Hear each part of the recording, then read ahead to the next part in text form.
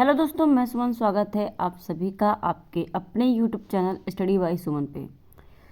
BPSC 3.0 की classes हमने start कर दी है। ज्योग्राफी की क्लास आपकी शुरुआत हो गई है और पहली क्लास मैंने करवा दी थी कल। आपने अगर अभी तक नहीं देखा है आपने तो जाकर देख लीजिएगा, ठीक है ना। और बात करें इसमें आपका टॉपिक था, आज का जो टॉपिक है भारत का भौतिक स्वरूप है। और कल की जो क्लास हुई थी उसमें आपका भारत का आकार और भारत की स्थिति थी, ठीक है ना। भारत का आकार और स्थिति, ठीक है। इसके बारे में हमने बहुत ही अच्छे से डिटेल में पढ़ लिया था एक मैप के साथ, ठीक है ना। आपने अगर नहीं देखा है तो जाके देख लीजिए, अच्छे से समझ में आ जाएगा आपको। सारी चीज़ें आपको एनसीईआरटी मिल रही हैं और ये क्लासेस आप जानते हैं बीपीएससी 3.0 के लिए है, जो कि अगस्त में आपके एग्ज़ाम करवाए जाएंगे। और अगर आप इसे किसी और जैसे कि और एग्ज़ाम के लिए भी पढ़ना चाहते हैं तो आप पढ़ सकते हैं, क्योंकि एनसीईआरटी आपकी जो है आपके हर एग्ज़ाम में आता है। तो ऐसा नहीं है कि ये सिर्फ बीपीएससी क्लास के लिए, बीपीएससी टीचर के लिए ही है, बल्कि ये सभी कंपटीशन के लिए है। अगर आप देखना चाहते हैं तो आप देख सकते हैं, ठीक है ना। तो आज की क्लास हम शुरुआत करते हैं और आप जानते हैं क्लास की टाइमिंग में बता देती हूँ। 12 PM पे ये क्लास आपको मिलती है ज्योग्राफी की। इसके अलावा मैंने दूसरी क्लास शुरू कर दी है करंट अफेयर जीएस जीके की, जो कि एक ही में होगा 20 क्वेश्चन से, ठीक है ना। और ये क्लास आपको सुबह के 8 बजे यानी 8 AM पे आपको मिल जाती है, ठीक है ना।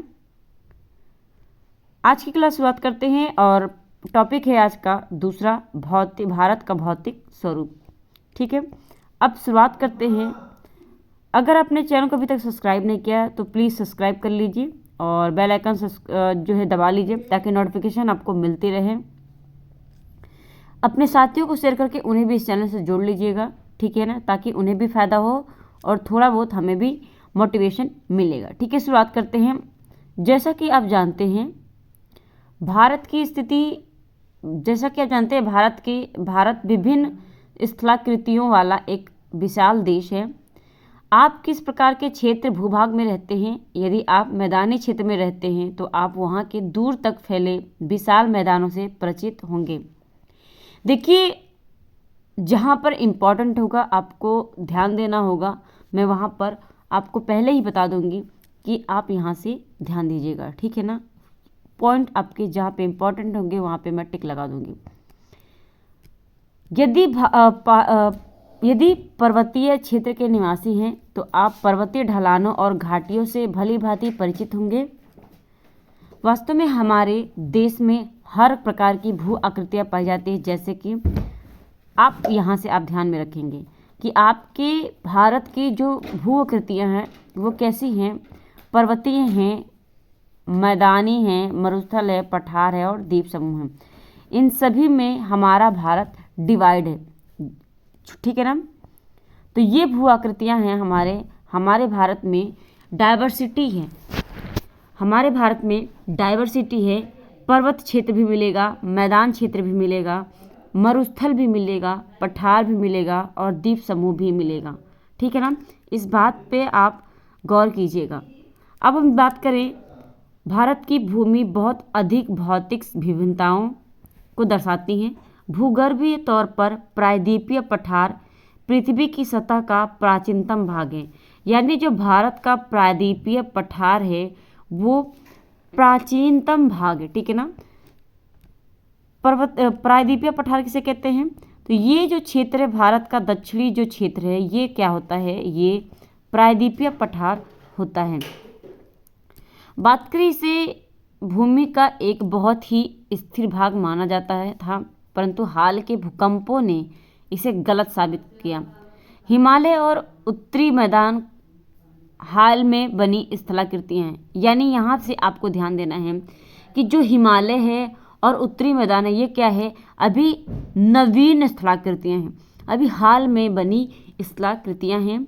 भूगर्भ वैज्ञानिकों के अनुसार हिमालय पर्वत एक अस्थिर भाग है, ठीक है ना। यानी हिमालय पर्वत की कोई स्थिरता नहीं है, ये अस्थिर भाग है।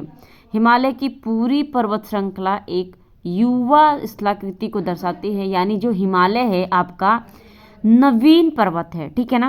हिमालय क्या है, नवीन पर्वत है, जिसमें बात करें ऊंचे शिखर, गहरी घाटियां तथा तेज बहने वाली नदियां पाई जाती हैं। अगला है आपका, अब यहाँ से आप समझ लीजिए मैप में, ठीक है ना। ये आपका क्या है, ये आपका पूरा आप जितना देख रहे हैं, ये डार्क वाला, ये सभी आपका क्या है, ये हिमालय का क्षेत्र है, ठीक है ना। ये क्या है, हिमालय श्रेणियां हैं और इसी को 4 भागों में बांट दिया गया है। इसी हिमालय को 4 भागों में बांटा गया है। तो आप जानते हैं, आपने सुना होगा काराकोरम, ठीक है ना। ऊपर का भाग क्या है, काराकोरम। फिर इसके बाद क्या आता है, ये देख सकते हैं आप, यहाँ पे मैं दिखाने की कोशिश करती हूँ। ऊपर का ये जो भाग है, ये देखिए, ये क्या है, काराकोरम है। फिर इसके नीचे का जो ये भाग है, ये लद्दाख, ये क्या है, लद्दाख श्रेणी है। अब ये K2 आपको देखने को मिल रहा होगा यहाँ पे, तो ये K2 आपका किस पर्वत श्रृंखला में है, तो ये काराकोरम पर्वत श्रृंखला में है, ठीक है ना। लद्दाख श्रेणी में आपका ये आ जाता है। उसके बाद आपका आता है जास्कर पर्वत, देख सकते हैं लद्दाख के नीचे आपका जास्कर श्रेणी आता है, और जास्कर श्रेणी के नीचे आपका क्या आता है, शिवालिक आता है, ठीक है ना। तो सबसे नीचे आपका क्या है, शिवालिक श्रेणी है। अब यहाँ पे K2 है आ गया, तो मैं K2 के बारे में बता देती हूँ। अगर पूछता है भारत की सबसे ऊंची चोटी, तो आपका क्या हो जाएगा, K2, यानी आप इसे क्या कहते हैं, गाडविन आस्टेन, ठीक है ना। तो K2 आपका भारत का सबसे ऊंचा पर्वत है। लेकिन अगर पूछे भारत के हिमालय का सबसे ऊंचा पर्वत, तो भारत के हिमालय का सबसे ऊंचा पर्वत कौन सा है, वो आपका हो जाएगा कंचनजंगा। अब कंचनजंगा आपका कहाँ पर है, तो कंचनजंगा आपका कहाँ पर है, ये आप देख सकते हैं, ये सिक्किम में आपका कंचनजंगा है। और अगर रियलिटी में देखा जाए तो K2 तो हमारा भारत का सबसे ऊंचा पर्वत है ही, लेकिन अगर क्वेश्चन अगर बदल दिया जाए, बोला जाए भारत के हिमालय की सबसे ऊंची चोटी, तब आपका कंचनजंगा हो जाएगा। लेकिन भारत की सबसे ऊंची चोटी पूछेगा तो आपका क्या हो जाएगा, ये हो जाएगा हमारा K2, ठीक है ना। आई होप ये बात आपको समझ में आ गई होगी। अब बात करते हैं हम अगले क्वेश्चन की, अगले पॉइंट पे। उत्तरी मैदान जलोढ़ निक्षेपों से बना है, यानी जो भारत का, आप जानते हैं भारत का जो उत्तरी मैदान है, मैं मैप में ही दिखा देती हूँ। ये जो क्षेत्र है, आप जानते हैं ये जो क्षेत्र है, ये गंगा यमुना वाली जो क्षेत्र है ना पूरी, ये सारी चीज़ें, घग्गर नदी, और ये क्या है, ये आपका ये उत्तरी मैदान है जो कि जलोढ़ मिट्टी के निक्षेपों से बना है। तो ये सारे उत्तरी मैदान आपके जो घग्गर नदी है, यमुना नदी है, घाघरा नदी है, गंगा नदी है, घाघरा नदी है, गंडक नदी है, इन सब से आपका क्या निर्माण होता है, मैदानी इलाके का, ठीक है ना। जलोढ़ मिट्टी के निक्षेपों से ही होता है ये। अब बात करें प्रायद्वीपीय पठार, आग्नेय तथा रूपांतरित शैलों वाली कम ऊंची पहाड़ियाँ एवं चौड़ी घाटियों से बना है। तो आपको मैंने बताया कि प्रायद्वीपीय इलाका कौन सा है, दक्षिणी, भारत का दक्षिणी जो भाग है, ठीक है ना। अब यहाँ पे बोला इन्होंने कि ये पठार आग्नेय तथा रूपांतरित शैलों से बनी है, ठीक है ना। तो ये प्रायद्वीपीय जो पठार है, ये आग्नेय और रूपांतरित शैलों से बनी है, और ये बहुत ही कम ऊंची होती हैं। सबसे ऊंची जो चोटियाँ पाई जाती है, पहाड़ियाँ पाई जाती हैं, वो सब उत्तरी भारत में पाई जाती हैं। दक्षिणी भारत में सबसे कम ऊंची चोटियाँ या पहाड़ियाँ पाई जाती हैं। मुख्य भौगोलिक वितरण अब देख लेते हैं। भारत का भौगोलिक आकृतियों को निम्नलिखित वर्गों में बांटा गया है। हिमालय पर्वत श्रृंखला, उत्तरी मैदान, प्रायद्वीपीय मैदान, भारतीय मरुस्थल, तटीय मैदान और द्वीप समूह, इन 6 भागों में भारत के भौगोलिक क्षेत्र को बांटा गया है, ठीक है ना। हिमालय पर्वत श्रृंखला आपका भारत का ऊपरी हो जाएगा। उत्तरी मैदान जहाँ पे आपका उत्तर प्रदेश आता है, बिहार आ जाता है, ठीक है ना, और आपका क्या जाता है, राजस्थान आ जाएगा, पंजाब आ जाता है, और आपका कहीं ना कहीं झारखंड भी थोड़ा बहुत आ जाता है। ये सभी चीज़ें आपकी क्या हैं, ये उत्तरी मैदान में आती है ये राज्य। प्रायद्वीपीय पठार आपको मैंने बता दिया, दक्षिणी भाग, ठीक है ना, ये आपका हो जाएगा प्रायद्वीपीय पठार। भारतीय मरुस्थल, अच्छा राजस्थान का मैंने इसमें लिया मैदानी इलाके में, तो राजस्थान में थोड़ा ही मैदानी इलाका, बाकी तो आपका क्या है मरुस्थल है, तो राजस्थान को नहीं लेंगे। ये जो एरिया है राजस्थान का ये क्या है, मरुस्थलीय भाग है। तटीय मैदान, ये जो आपका एरिया आता है भारत का पश्चिमी तट और पूर्वी तट, इसे क्या कहते हैं, तटीय मैदान। और द्वीप समूह आपका आता है, इधर एक लक्षद्वीप है और इधर आपका अंडमान निकोबार पड़ता है। इन भागों में बांटा गया है भारत के आकृतियों को, यानी भारत के मैदानों को, ठीक है ना। अब बात करते हैं हिमालय पर्वत की, ठीक है। हिमालय पर्वत के बारे में डिटेल से देखते हैं। भारत की उत्तरी सीमा पर विस्तृत हिमालय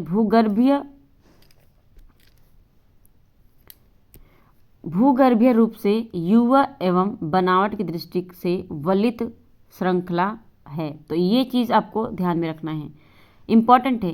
क्वेश्चन बनता है कि सबसे नवीन पर्वत या पर्वत श्रृंखला कौन सी है, तो आपका क्या हो जाएगा, भारत का हिमालय, यानी हिमालय हो जाएगा आपका, ठीक है ना। यह क्या है, वलित पर्वत है, युवा है, नवीन है, यानी अभी नई नई बनी हुई है, वलित पर्वत कहते हैं। ये पर्वत श्रृंखलाएं पश्चिम पूर्व दिशा से सिंधु से लेकर ब्रह्मपुत्र तक फैली हुई हैं, ठीक है ना। ये आपका अगर भारत है, ठीक है ना, ये मान लीजिए भारत है आपका, और ये आपका ये क्षेत्र मान के चलेंगे आप। अगर क्या बोला है इन्होंने, पश्चिम पूर्व से, यहाँ से आपका ये पश्चिम पूर्व से लेके पश्चिम पूर्व दिशा से लेके यानी सिंधु, ये क्या है आपका, आप जानते हैं यहाँ से सिंधु नदी जाती है, तो ये पश्चिम पूर्व से लेकर ब्रह्मपुत्र नदी तक फैली हुई हैं। आपकी ब्रह्मपुत्र कहाँ से निकलती है, यहीं से आपकी ब्रह्मपुत्र निकलती है और ये असम से होकर अरुणाचल प्रदेश से होकर कहाँ पर जाके गिरती हैं, बंगाल की खाड़ी में। तो ब्रह्मपुत्र नदी तक ये फैली हुई हैं, ठीक है।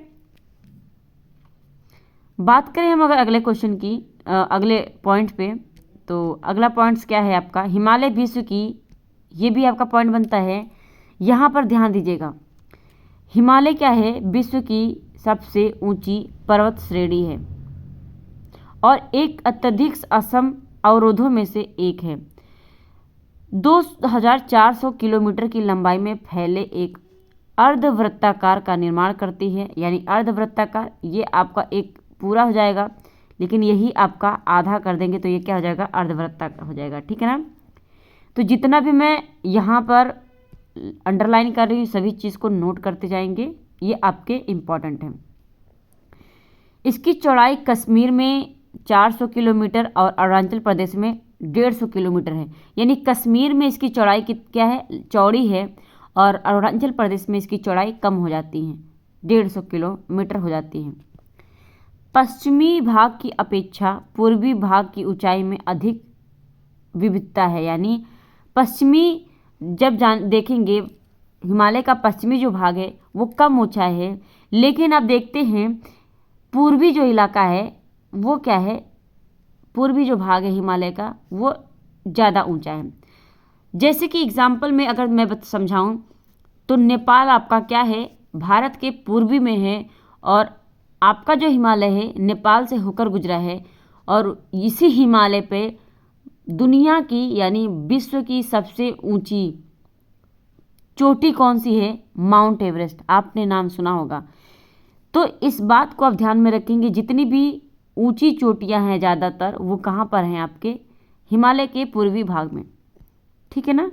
अब बात करें हम अपने पूरे देशांतरी विस्तार के साथ हिमालय को 3 भागों में बांटा जा सकता है। इन श्रृंखलाओं के बीच बहुत अधिक संख्या में घाटियाँ पाई जाती हैं।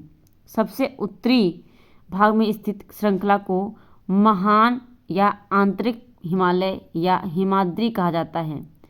यह सबसे अधिक सतत श्रृंखला है जिसमें 6000 मीटर की औसत ऊंचाई वाले सर्वाधिक ऊंचे शिखर पाए जाते हैं। यानी जो महान हिमालय, हिमालय को 4 भागों में बांटा गया है, महान हिमालय, लघु हिमालय, ठीक है ना, इन सब में बांटा गया है। तो महान हिमालय में आपके ऊंचे ऊंचे शिखर देखने को मिलते हैं, जो मैंने बताया K2 हो गया आपका, और महान हिमालय में ही आपका नेपाल पाया गया है। अब कौन कौन से वो ऊंचे शिखर हैं उन्हें हम देखेंगे। एक तरफ आपका शिखर लिखा हुआ है यानी चोटी, एक तरफ देश लिखा है और उसकी ऊंचाई लिखी हुई है। माउंट एवरेस्ट विश्व की सबसे ऊंची चोटी है जो कि नेपाल में स्थित है और इसकी ऊंचाई कितनी है 8848 मीटर। कंचनजंगा सेकंड नंबर पे आपका आता है, भारत का कंचनजंगा, और इसकी जो ऊंचाई है ये है 8598 मीटर। मकालू जो कि नेपाल में है और ये थर्ड नंबर पे है हिमालय के, ठीक है ना, ये हिमालय की बात हो रही है। अगर हिमालय की बात हो रही है तो ये मकालू थर्ड नंबर पे आ जाता है 8481 किलो 8481 मीटर। हिमालय की दूसरी सबसे ऊंची चोटी आपकी कौन सी है, कंचनजंगा, जो कि भारत की है, और तीसरी सबसे ऊंची चोटी हिमालय की नेपाल में स्थित मकालू है। चौथी है आपकी धौलागिरी, नेपाल में स्थित है, 8172 मीटर इसकी ऊंचाई है। तो अगर ऊंचाई की बात की जाए, सबसे लंबी श्रृंखला में अगर पूछी जाए सबसे ऊंचाई पे, तो ये 4 आपके ध्यान होने चाहिए, बस यहाँ से ज़्यादा ऊंचाई नहीं पूछेगा। अब बात करें आपका, ये जानना आपका ज़रूरी है कि हिमालय के अंदर कौन कौन से आते हैं। नंगा पर्वत, नंगा पर्वत आपका भारत में है और ये आपका कहाँ पड़ता है, हिमाचल प्रदेश में, ठीक है ना। इसकी ऊंचाई कितनी है 8126 मीटर। अन्नपूर्णा आपका नेपाल में है और नेपाल में इसकी ऊंचाई कितनी है 8078, ठीक है ना, 8078 मीटर। नंदा देवी पर्वत आपकी भारत में ही स्थित है और भारत में कहाँ, यूके यानी उत्तराखंड में। ये यूके आपका विदेश वाला नहीं बल्कि उत्तराखंड वाला है। जिसकी जो ऊंचाई है 7817 मीटर है। और इसके बाद आपका आता है कामेत, ठीक है ना, क्या आता है कामेत। कामेत की जो ऊंचाई है, कामेत कहाँ पर है, भारत में, और इसकी ऊंचाई कितनी है 7756 मीटर, ठीक है ना। अगला है नामचा बरवा, भारत में, और इसकी ऊंचाई कितनी है 7756 मीटर। और नामचा बरवा आपका कहाँ पर है, अरुणाचल प्रदेश में। गुरुला मंदाता ये नेपाल की है और इसकी ऊंचाई कितनी है 7728 मीटर। ये सारे जितने भी पर्वत अभी आपने पढ़े, ये सारे के सारे आपके हिमालय पर्वत श्रृंखला में पाई जाती हैं, ठीक है ना, यानी हिमालय के महान हिमालय पर्वत श्रृंखला में। अब यहाँ पे अगर देखें, महान हिमालय के वलय की प्रकृति असममित है।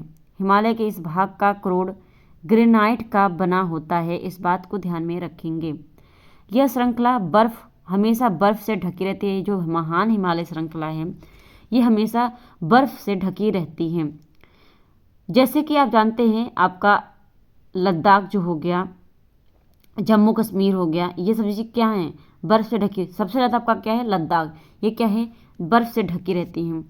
इससे बहुत सी हिमानियों का प्रवाह होता है।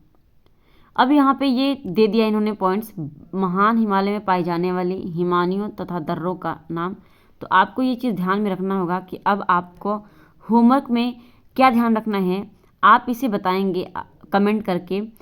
महान हिमालय में पाई जाने वाली हिमानियों और दर्रों के नाम कमेंट करके आप बताएंगे। दूसरे का मैं बता देती हूँ, भारत के उन राज्यों का नाम जहाँ पर दिए गए ऊंचे शिखर स्थित हैं। तो ये चीज़ मैंने अभी बताया आपको। ये जितने भी शिखर आपके दिए गए हैं इनके नाम मैंने बता दिए हैं कि भारत के किन राज्यों में पाए जाते हैं, ठीक है ना।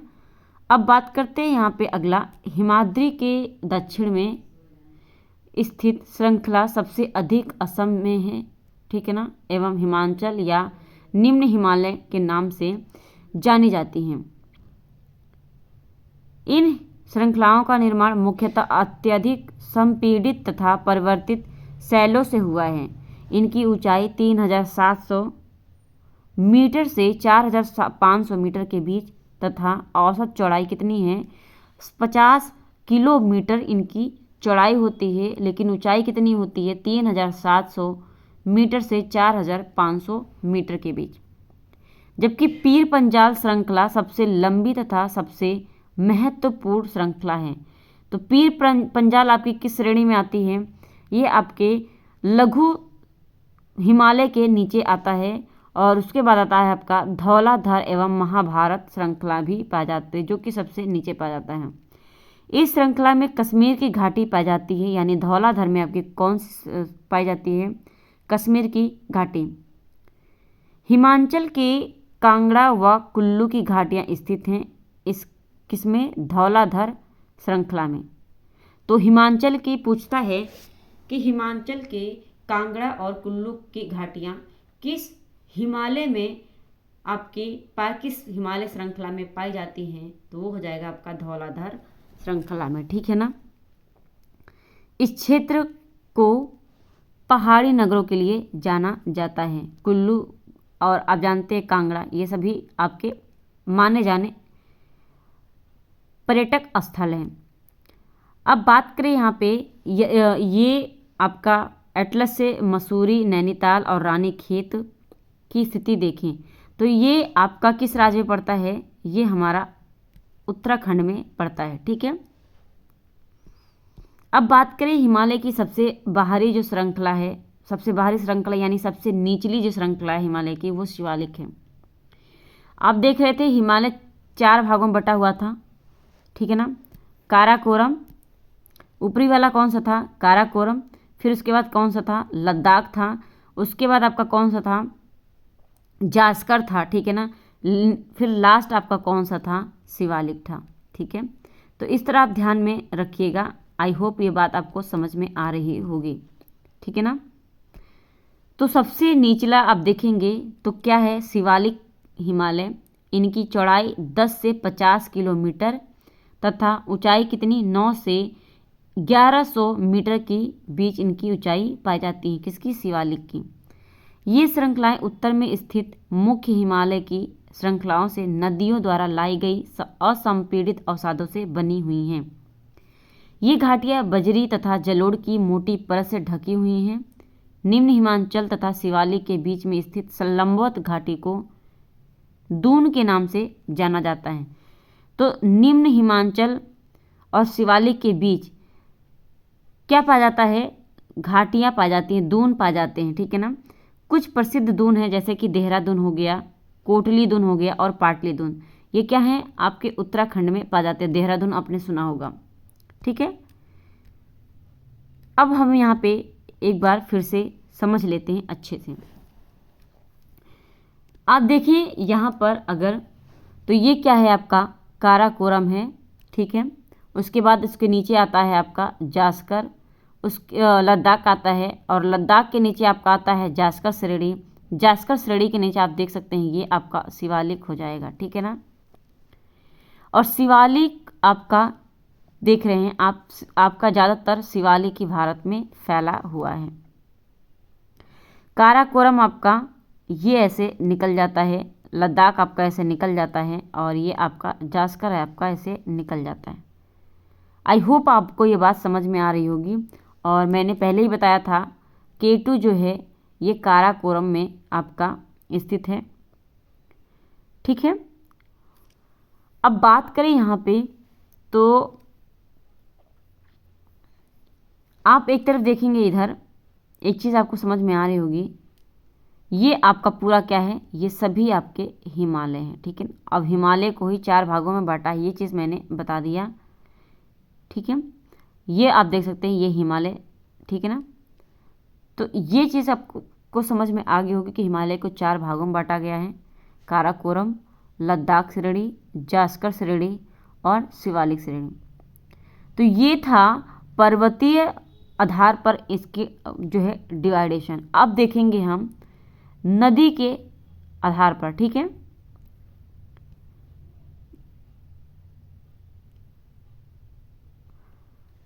इस उत्तर दक्षिण के अतिरिक्त हिमालय को, अब देखिए, उत्तर दक्षिण के अलावा उत्तर दक्षिण में हमने हिमालय को बांटा, अब हम बांटेंगे पश्चिम से पूर्व तक स्थित क्षेत्र के आधार पर बांटेंगे, ठीक है ना।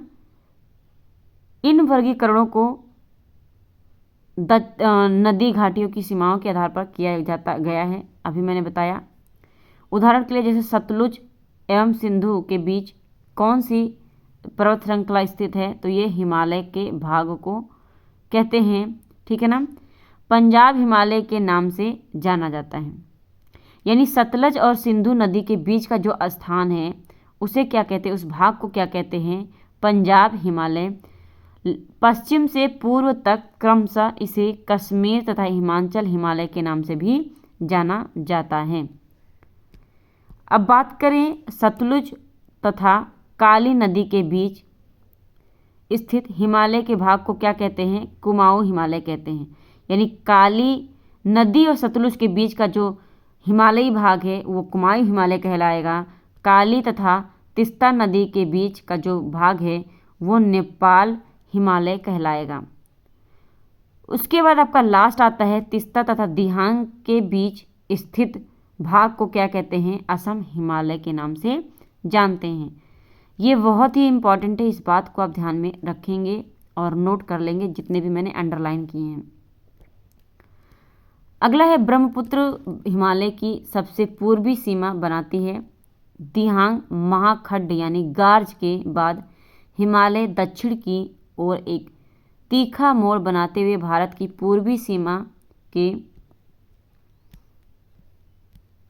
साथ फैल जाता है। इन्हें पूर्वांचल या पूर्वी पहाड़ियों तथा पर्वत श्रृंखलाओं के नाम से भी जाना जाता है। ये पहाड़ियाँ उत्तर पूर्वी राज्यों से होकर गुजरती हैं तथा मजबूत बलुआ पत्थर जो औषधि शैल हैं उनसे बनी होती हैं। ये घने जंगलों से ढकी हैं तथा अधिकतर समांतर श्रृंखलाओं एवं घाटियों के रूप में फैली हैं। पूर्वांचल में पटकाई, नागा, मिजो तथा मणिपुर पहाड़ियाँ शामिल हैं। तो आप जानते हैं पूर्वांचल का, मैं बता दूं अगर, तो एक मिनट मान के चलिए ये आपका भारत का पूर्वांचल है, ठीक है ना। और यहाँ पे मैं एक बार अच्छे से समझा देती हूँ।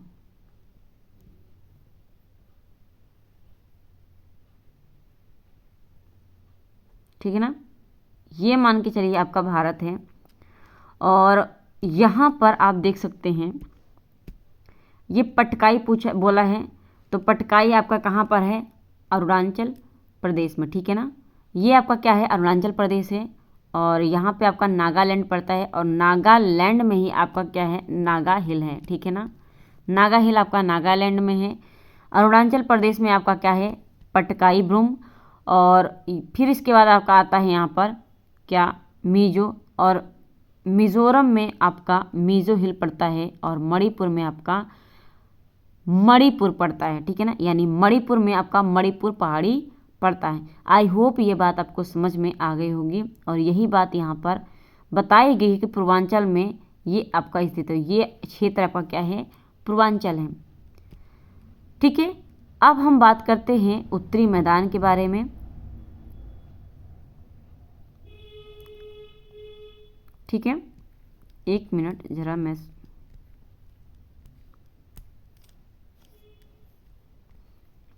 अब बात करेंगे उत्तरी मैदान के बारे में, ठीक है ना।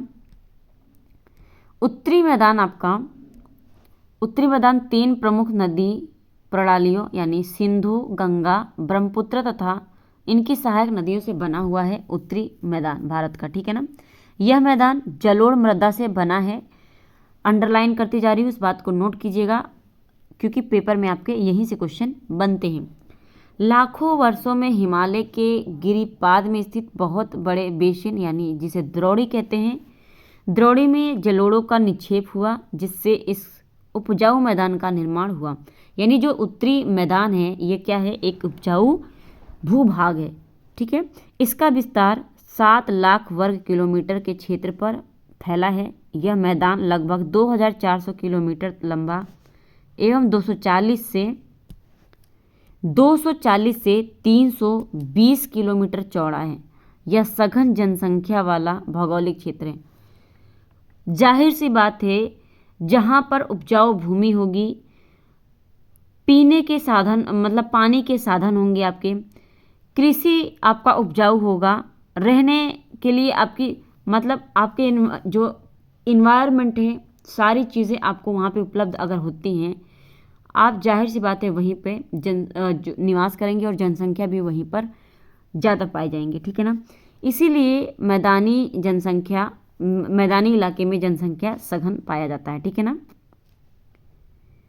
समृद्ध मृदा आवरण, पर्याप्त पानी की उपलब्धता एवं अनुकूल जलवायु के कारण कृषि की दृष्टि से यह भारत का अत्यधिक उत्पादक क्षेत्र है। इस बात को अभी मैंने क्लियर कर दिया। उत्तरी पर्वतों से आने वाली नदियाँ, यानी पर्वतों से जो गिरती हैं नदियाँ, ठीक है ना, निक्षेपण कार्य में लगी हैं। नदी के निचले भागों में ढाल कम होने के कारण नदी की गति कम हो जाती है, जिसके परिणाम स्वरूप नदियाँ द्वीपों का निर्माण करती हैं, ठीक है ना। और ये नदियाँ अपने निचले भाग में गाद एकत्र करती हैं, जाने के कारण, यानी यहाँ पर गाद एकत्र हो जाता है, जिसके कारण बहुत सी धाराओं में बढ़ जाती हैं और इन धाराओं को वितरकाय कहा जाता है, ठीक है। अब दोआब किसे कहते हैं? क्या आप जानते हैं दोआब का अर्थ? तो दोआब का अर्थ क्या है? दो नदियों के बीच का भाग। दोआब दो शब्दों से मिलकर बना है, दो तथा आब अर्थात पानी, ठीक है। इसी प्रकार पंजाब में दो शब्दों से मिलकर बना है। पंज का अर्थ है 5 और आब का अर्थ है पानी, ठीक है ना। तो दोआब का क्या अर्थ है? दोआब का अर्थ है पानी, जो कि दोआब का क्या अर्थ है? दो नदियों के बीच का भाग, ठीक है ना। अब बात करें यहाँ पे उत्तरी मैदान को मोटे तौर पर 3 उपवर्गों में विभाजित किया गया है। उत्तरी मैदान के पश्चिमी भाग को पंजाब का मैदान कहा जाता है, ठीक है। जो भारत का, मैं ऐसे कर देती हूँ, ठीक है ना, इस तरह मुझे थोड़ा सा सही लग रहा है।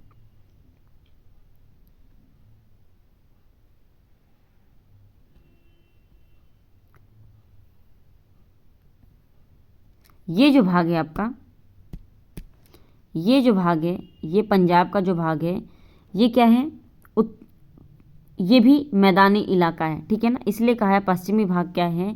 पंजाब का मैदान कहा जाता है। सिंधु तथा इसकी सहायक नदियों के द्वारा बनाए गए इस मैदान का बहुत बड़ा भाग पाकिस्तान में स्थित है। सिंधु तथा इसकी सहायक नदियाँ झेलम, चेनाब, रावी, ब्यास, सतलुज हिमालय से निकलती हैं। यहाँ पर आप ध्यान देंगे कि सिंधु की सहायक नदियाँ कौन कौन सी हैं? झेलम है, चेनाब, सतलज, रावी, ब्यास और आपका कौन सा? 1 2 3 4 5 5 नदियाँ आपकी सिंधु की सहायक नदियाँ हैं। ये क्या होती हैं? ये भी हिमालय से ही निकलती हैं। मैदान के इस भाग में दोआब की संख्या बहुत अधिक पाई जाती है। तो यहाँ पे क्या है? दोआब की संख्या ज़्यादा पाई जाती है, इसीलिए पंजाब को दोआब कहा जाता है, ठीक है ना। अब बात करें यहाँ पे गंगा के मैदान का विस्तार घग्गर तथा तीस्ता नदियों के बीच है। यह उत्तरी भारत में हरियाणा, दिल्ली, उत्तर प्रदेश, बिहार, झारखंड के कुछ भाग तथा पश्चिम बंगाल में फैला है। ब्रह्मपुत्र का मैदान इसके पूर्व विशेषकर असम में स्थित है। मैंने बता दिया था आपको स्टार्टिंग में। उत्तरी मैदानों की व्याख्या सामान्यतः इसके उच्चवाचों में बिना किसी विविधता वाले समतल स्थल के रूप में की जाती हैं। यह सही नहीं है, ठीक है ना। इन विस्तृत मैदानों की भौगोलिक आकृतियों में भी विविधता है। आकृति भिन्नता के आधार पर उत्तरी मैदानों को 4 भागों में विभाजित किया जा सकता है। नदियाँ पर्वतों से नीचे उतरते समय शिवालिक की ढाल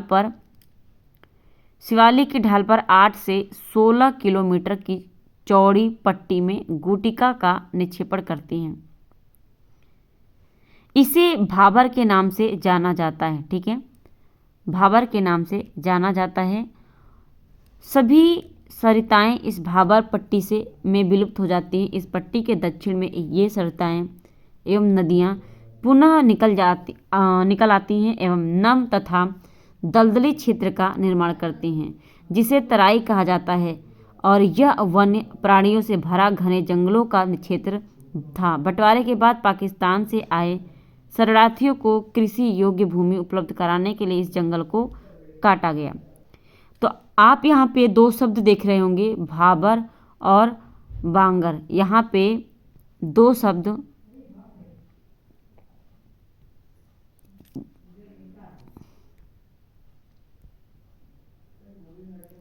ये चीज़ आपने देखा, ठीक है ना, भाबर। तो ये वो क्षेत्र हैं, तराई हुए क्षेत्र हैं जहाँ पे आपकी कृषि अच्छी खासी होती है। ठीक है, अगर देखा जाए तो आप देखा, ठीक है ना, भाबर और यहाँ पर आपका क्या है, भांगर। अब भांगर के बारे में हम देख लें। यहाँ पे आप देखेंगे तो इस क्षेत्र में, तराई क्षेत्र में दुधवा राष्ट्रीय पार्क की स्थिति ज्ञात कीजिए। तो ये पूछा है। तो ये कहाँ पर है आपका, ये आपका उत्तर प्रदेश में कहाँ पर है, उत्तर प्रदेश में, उत्तर प्रदेश के लखीमपुर खीरी में। ठीक है ना, लखीमपुर खीरी, ठीक है ना, यहाँ पर दुधवा नेशनल पार्क आपका स्थित है। अब बात करें अगला, उत्तरी मैदान का सबसे विशालतम भाग पुराने जलोढ़ का बना है। वे नदियाँ बाढ़ वाले मैदान के ऊपर स्थित तथा वेदिका जैसी आकृति प्रदर्शित करती हैं। इस भाग को भांगर के नाम से जाना जाता है। तो ये जो भांगर है ये पुरानी जलोढ़ मिट्टियाँ होती हैं, और बांगर जो होता है वो और ये जो खादर है आप ये एक नवीन मिट्टी होती हैं। ठीक है ना, जो बाढ़ के द्वारा हर बार ये लाई जाती हैं, तो इनका निर्माण होता रहता है। अब यहाँ पे हम बात करें, इस भाग को भांगर के नाम से जाना जाता है। इस क्षेत्र की मृदा में चूनेदार निक्षेप पाए जाते हैं, जिसे स्थानीय भाषा में कंकड़ कहा जाता है। तो अगर यहाँ पे कंकड़ पाया जाता है तो यहाँ पे कृषि उतनी खास नहीं होती है। ठीक है ना, तो कृषि यहाँ पे अच्छी नहीं होती। तो बांगर में क्या होता है, बांगर क्षेत्र में कृषि अच्छी नहीं होती। बाढ़ वाले मैदानों के नए तथा युवा निक्षेपों को खादर कहा जाता है। इनका लगभग प्रत्येक वर्ष पुनर्निर्माण होता है, यानी हर साल इनका निर्माण होता रहता है, क्योंकि बाढ़ के द्वारा नदियाँ क्या करती हैं, मिट्टियाँ लेकर आती हैं, इसलिए ये उपजाऊ होते हैं तथा गहन खेती के लिए आदर्श होते हैं। ठीक है, तो ये चीज़ें थी हमारे उत्तरी भारत के बारे में। अब बचा है आपका प्रायद्वीपीय पठार। ये हम नेक्स्ट पार्ट में, यानी इस टॉपिक को 2 पार्ट में ख़त्म करेंगे। पहला पार्ट हमने कंप्लीट कर लिया है, सेकंड पार्ट आपका कल आएगा। ठीक है ना, इसके पहले जो टॉपिक हुआ है वो भारत का आकार और भारत की स्थिति के बारे में हुआ है, उसे आप नहीं देखे हैं तो आप जाकर देख लीजिएगा। ठीक है ना, और ये जो क्लास है ये 12 PM पे आपको डेली मिलेगी, और 8 AM पर आपको daily current affair GS GK मिलेगा। तो टाइमली आप देख सकते हैं। और अभी तक चैनल को सब्सक्राइब नहीं किया है तो चैनल को सब्सक्राइब ज़रूर कर लीजिएगा, बेल आइकन दबा लीजिए ताकि नोटिफिकेशन आपको मिलती रहे जितनी भी मैं क्लास लेकर आती हूँ। अपने साथियों को शेयर करके उन्हें भी इस चैनल से जोड़ लीजिएगा। मिलते हैं अगले क्लास में। आज के लिए बस इतना ही, धन्यवाद।